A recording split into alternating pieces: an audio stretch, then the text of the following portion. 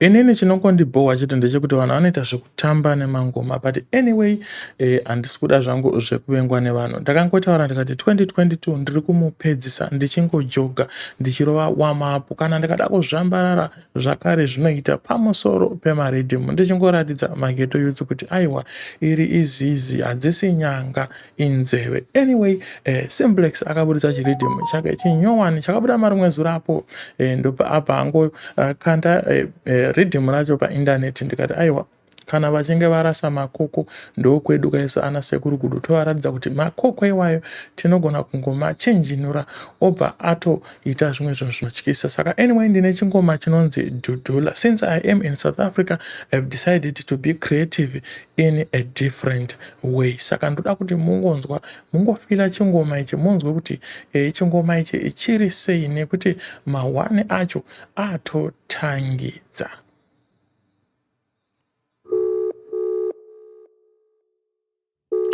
Hello moms, how are you? It's your son Takunda. I just called to say that I'm thinking of coming back to Zimbabwe. And then Rukuya Nemori.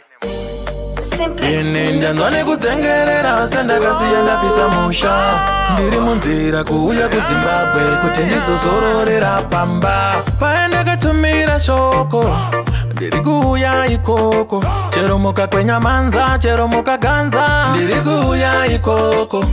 ndiri munzira mai vangu ndiri kuuya kuzogara pamba pangu ende ndiri kuuya nemhuri yangu yakakura mari yandakatumira mutenge imba makatenga here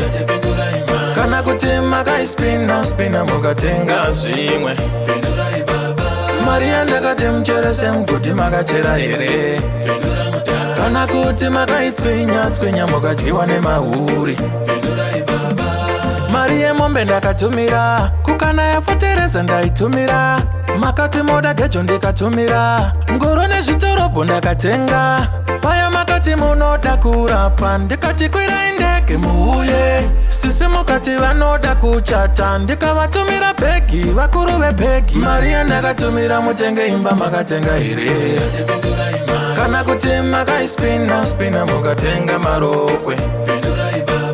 mari yandakati mucherese mugodi makachera here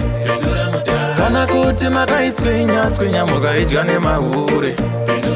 ini ndaivhaira kuno ndichiti ndine moto ndichiti ndine imba yangu ndaivhaira kuno ndichiti ndine munda ndichiti ndine musha wangu imi zvenyu muchizvagada nguva yese maitotsagada mari yangu kuita yekuzvagada nguva yose maitotsagada simba rangu mari yandakatumira ndirore makaenda here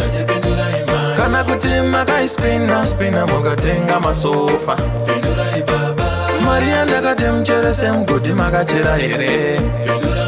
kana kuti makaiswinya mukadyiwa nemahuri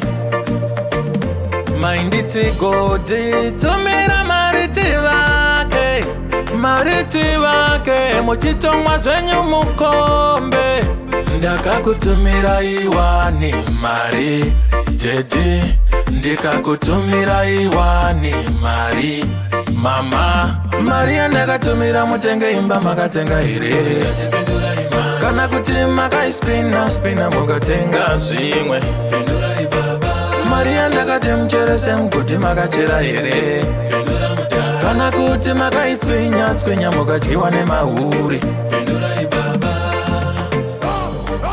ini handichada kudzengerera sandakasiya ndapisa musha ndiri munzira kuuya kuZimbabwe kuti ndizozororera pamba paendakatumira shoko ndiri kuuya ikoko chero mukakwenya manza muchiti ndinoganza ndiri kuuya ikoko